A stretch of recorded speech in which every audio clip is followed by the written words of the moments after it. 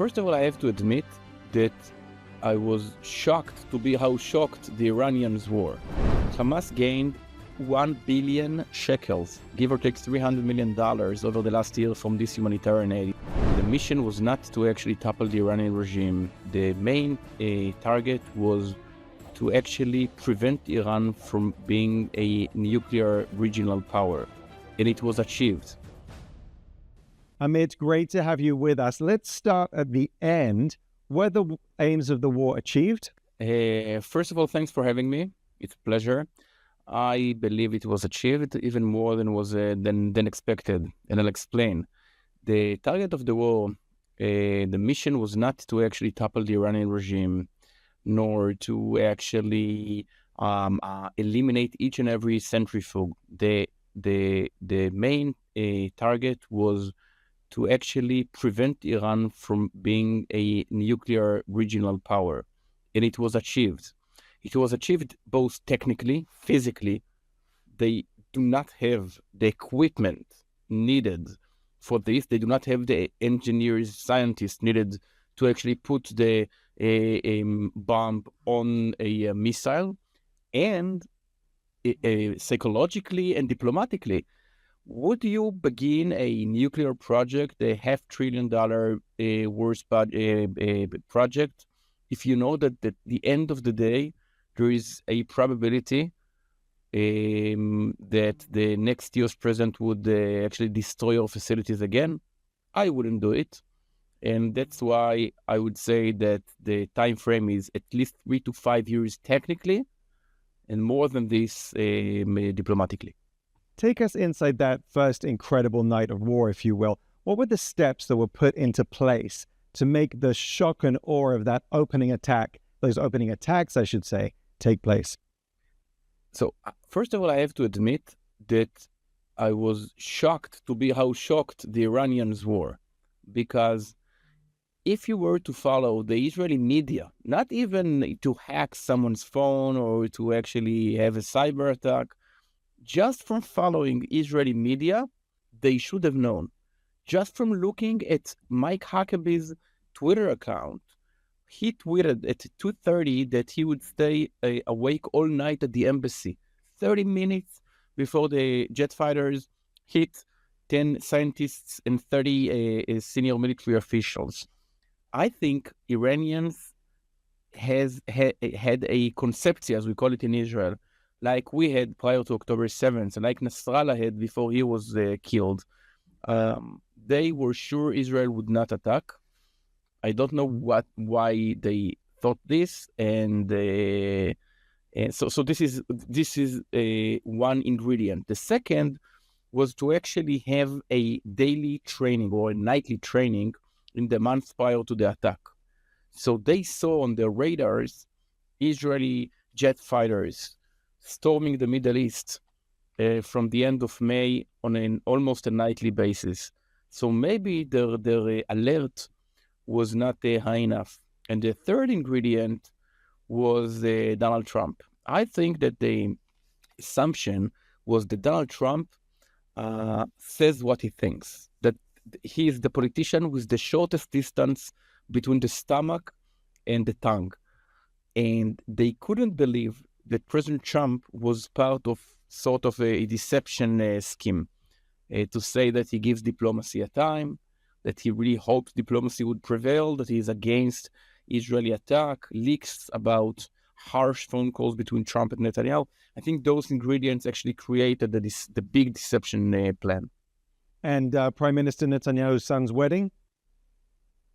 No, it wasn't a deception. He was supposed to marry his girlfriend, his fiance, and it's gonna.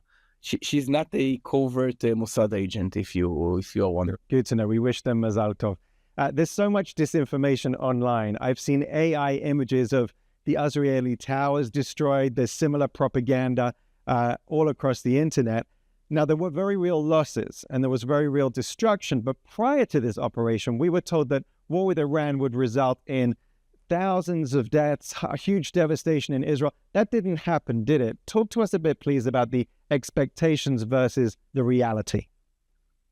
if someone wants to believe that Israel actually suffered heavy losses and it hides its casualties and that three Mossad bases were destroyed, I think nothing can convince otherwise. I think it's the same, exactly the same thing like following October 7th, the belief in white parts of the world that it didn't happen, although Hamas actually filmed the horrific murders and the rapes, etc. When you don't want to believe something, nothing would convince you. And is it your understanding that Israel was satisfied when the ceasefire was proposed, when it happened, they were happy to go with it? Israel actually supported it. It's not that the Prime Minister Netanyahu surrendered to Trump or out of goodwill agreed to the terms. No, Israel wanted it. I'll give you an example. 15 years ago, the estimated number of jet fighters to actually be killed in action or taken hostages was 40 to 50. Prior to this operation, it was 4 to 5. The actual number was 0. So I think after following 48 hours, if one jet fighter would intercepted in Iran, it would actually make this victory bitter. It's better to win 7-0, 7-0 than 11-1 or 2. So that was the bet. What do you think regional countries now take from all of this? How did they view Israel in the region and in the world? So the whole Middle East saw this war, and I mean literally. I have friends who are stuck in Greece or Cyprus, and they saw the missiles and then the interceptors. So the whole Middle East saw what was happening. The whole Middle East heard the Israeli jet fighters, and everyone understands what happened here. That's why, in my opinion, it opens a huge a range of opportunities for Israel, be it normalization with Saudi Arabia, Lebanon, Syria, Indonesia, military cooperation. From economic perspective, it's funny to remember now that 2 weeks ago, the French government banned Israel from actually demonstrating its weapons in Paris. Now the whole Middle East saw the exhibition in Iran. So I think there would be people would want to consume the commodity named the Israeli weapon industry. And the U.S. has announced, we've heard noises anyway from the U.S. administration that big things may be happening with the Abraham Accords, with Gaza, some kind of comprehensive deal perhaps, Bibi going to Washington. What's your insight on this? About Washington, I think it actually provides, I think that the number one asset for Israel is that there is no daylight between Israel and the U.S. I totally think that what led to October 7th was the widening daylight between the Biden administration and Israel. It wasn't the only reason, but it was an incentive. The belief was that Israel would not survive without the United States. And therefore, when President Trump not only shut the window so there is no daylight, but more than this, actually becomes more Israeli than most of Israelis and attacks Iran, I think it actually pays a huge service to the peace in the Middle East. What is your impression of what would be the best realistic outcome in Gaza from the Israeli perspective? From the Israeli perspective, I think wrapping up the war without having to withdraw to the international border would be a great achievement. Problem is, and the tragedy is, that Israel wants Hamas to leave Gaza, and Hamas wants Israel to leave Gaza. And Israel cannot allow itself to actually have Hamas on the borders yet again, because here it's not 2,000 kilometers, but 700 meters from our border. And since we saw how the element of surprise is crucial in wars, we cannot allow ourselves a surprise that can come any minute. It takes 30 seconds to actually cross 700 meters. So Israel cannot allow itself to do so. And if there is an opportunity that Israel stays on the perimeter, thus securing the Israeli villages and staying in Philadelphia corridors, thus preventing Hamas from gaining weapons to rearm itself, I think it opens a window for a new future. And of course, humanitarian aid continues to be the stick that the international media and community uses to beat Israel with. Why is the launch of the Gaza Humanitarian Foundation so important? Because don't think about it as humanitarian aid. Think about it as the Hamas budget. Hamas gained 1 billion shekels, give or take $300 million over the last year from this humanitarian aid. It actually taxed Gazans and Gazan merchants for actually selling or buying these commodities.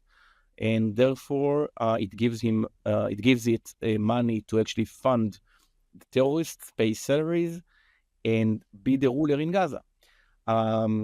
Once you eliminate it and you actually channel it through other alternative channels, you actually make Hamas go bankrupt. That's the reason why it's so crucial. I think it's even more important than occupying or conquering yet another neighborhood in Gaza. It's way more important. And I hope it would be done finally, because the current situation is that on one hand, you kill terrorists and they eliminate infrastructure. And on the other hand, new terrorists are created and paid, and new infrastructure is paved. That's why we should stop this cycle of money and violence. Now, Amit, you know the way that the government works or doesn't work a lot of the time better than anyone. So I want to ask you a question that I get asked all the time. Why is Israel's PR so bad? Because we have 13 million Jews versus 1 billion Muslims. So this is one ingredient. The second is money. The Qatari money that is that is invested in the US and in crucial opinion markets worldwide makes it very problematic. We don't have Al Jazeera. Unfortunately, we have Haaretz.com, which actually fosters blood libels against IDF soldiers. But I think the best PR service is just to win. Just look what happened in Iran.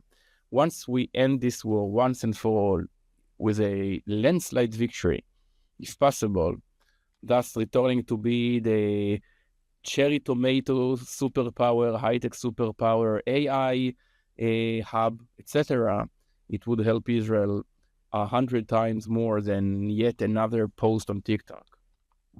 Finally, we're non-politically aligned at Stand With Us, but I have you here, so I have to ask you a political question. We're due to have elections in Israel by the end of 2026. So will they happen on time? And when they happen, will the next prime minister be named Netanyahu?